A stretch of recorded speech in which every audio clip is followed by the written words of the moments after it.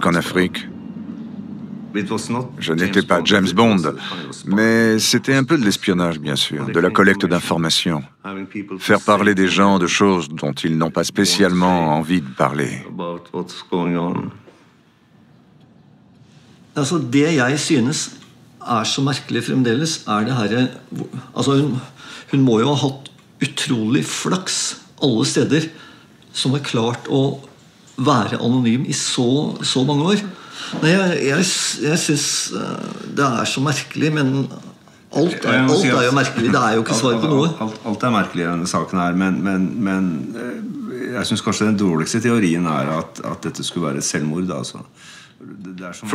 À mon sens, il s'agit d'une opération de renseignement très rondement menée. Que s'est-il passé exactement? C'est très difficile à dire. Mais j'ai l'impression qu'elle a été exécutée. Tout d'abord, il est quasiment impossible qu'elle se soit tirée une balle dans la tête. Registreringsnummer og sånt på fjerna, og det jo også veldig typisk da, ikke sant? Og at du har fjernet på en måte som gjør at det typisk illegalt våpen, kan du... Typisk illegalt våpen, og hvor nummeret fjernet på en profesjonell måte. Ofte så driver folk da nærmest med sandpapir eller fil og filer over, og det vil alltid en etterforskning kunne avsløre det opprinnelige nummeret, for det preget såpass dypt. Men hvis det gjort profesjonelt, så vet jeg akkurat hvor grensen går. Her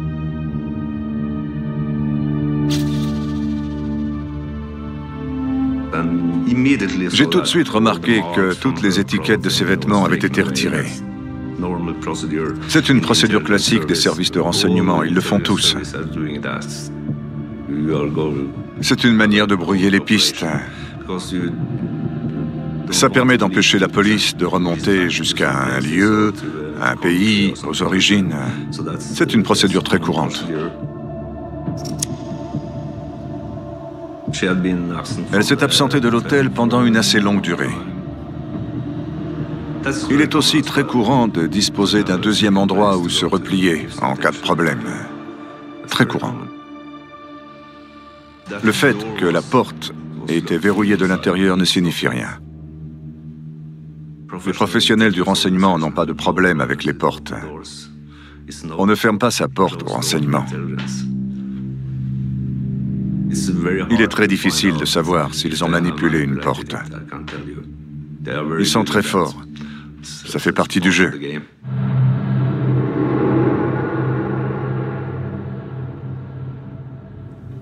Derfor mener jeg det profesjonelt at jeg har greid å skjule alle spor. Det ingenting igjen etter henne. Her det noen som har ordnet opp i saken i etterkant. Det at det ikke har dukket opp en familie etterpå spurt, eller et eller annet sånt nå, tyder også på at her det... Si elle était un agent des renseignements et qu'elle a été tuée en mission, aucun des deux camps ne va communiquer dessus. Ils peuvent aller trouver la famille et lui offrir de l'argent contre le silence. Ils leur diront que leur fille est une héroïne, par exemple. Et le gouvernement prendra soin de cette famille pour le restant de leur vie. C'est une pratique très courante dans les services de renseignement. Hvis det ikke etterretning, hva det da? Jeg kan liksom ikke forestille meg hva det ellers skulle være, altså.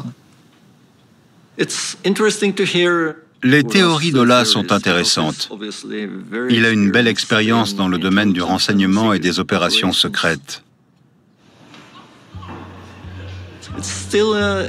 Je ne sais toujours pas comment elle a pu s'enregistrer dans cet hôtel sans présenter de documents d'identité.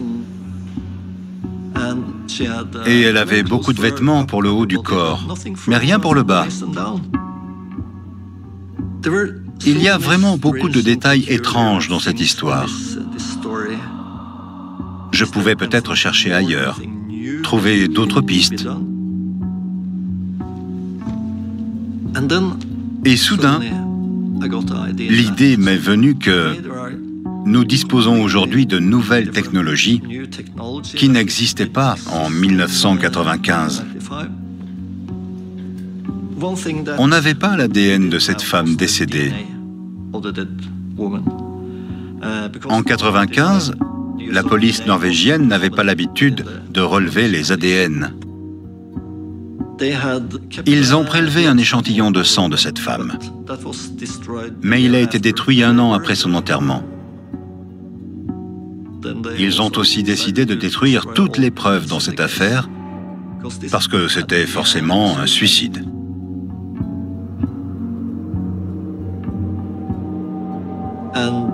L'unique façon de prélever son ADN, c'était évidemment d'ouvrir sa tombe.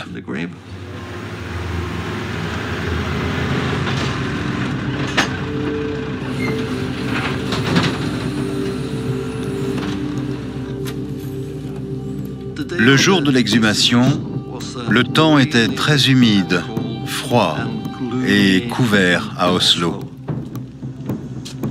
On était très angoissés par ce qu'on allait découvrir.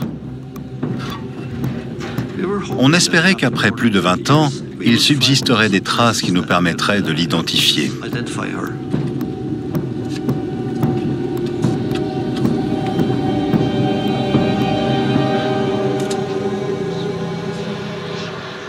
J'étais un peu surpris que son corps soit si bien conservé. Parce que cela faisait 24 ans qu'elle était enterrée. Ou 25. On a trouvé tout ce dont on avait besoin.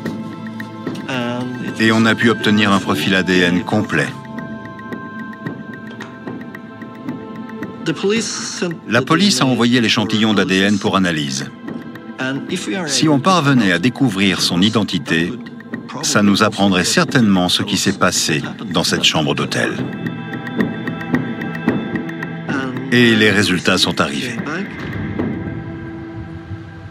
La femme décédée était d'ascendance européenne. Et d'après le rapport de police, l'une des hôtesses d'accueil a déclaré qu'elle parlait allemand avec un accent d'Allemagne de l'Est. Elle pouvait être originaire d'Allemagne de l'Est ou peut-être y avoir vécu une partie de sa vie.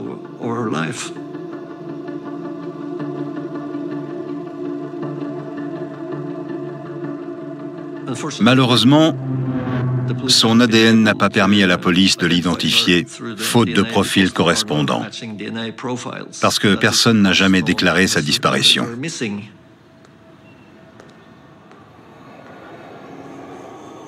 La piste de l'ADN n'ayant rien donné, on devait essayer autre chose.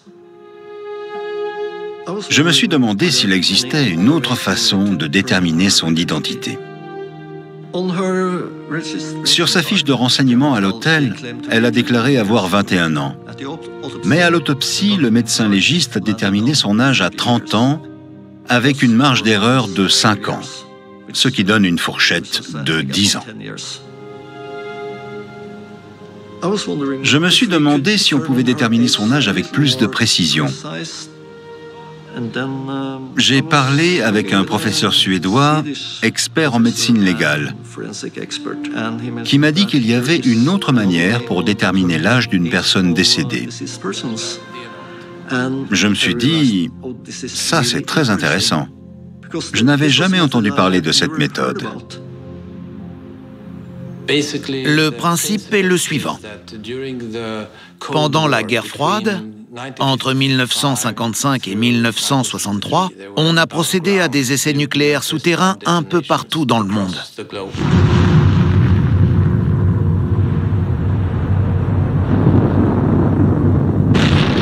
Toutes ces explosions souterraines ont généré une augmentation des niveaux de carbone 14 dans l'atmosphère.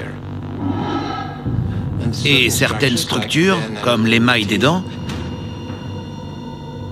ont capté le carbone 14 qui se trouvait dans l'atmosphère à cette époque.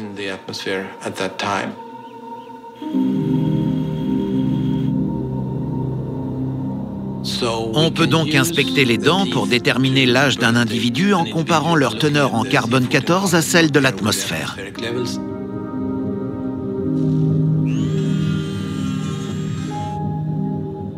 on est arrivé à la conclusion qu'elle était certainement née en 1971. Elle avait donc 24 ans quand elle est morte.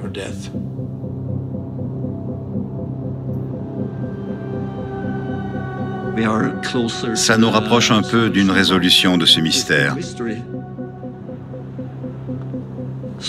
On sait maintenant qu'elle est probablement née entre 1970 et 1972.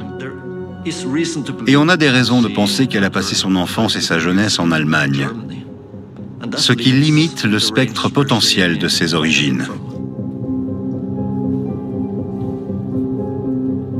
J'ai ensuite décidé de travailler avec le plus grand journal d'Europe, le Bild Zeitung à Berlin. Ils ont une audience de 10 millions de personnes au quotidien.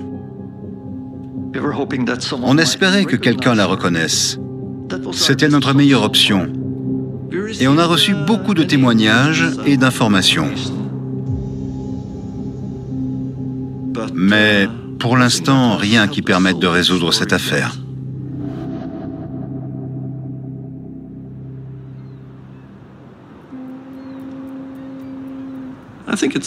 Je pense que la société se doit d'essayer de résoudre ce genre d'affaires.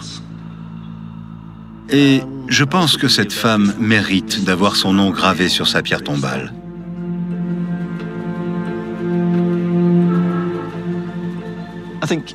Après une si longue enquête, la dernière chose qui nous permettrait de résoudre cette affaire serait que quelqu'un reconnaisse Jennifer. Je suis intimement convaincu que quelqu'un, quelque part, la connaît. Et c'est ce qu'on espère. C'est la seule façon de résoudre ce mystère.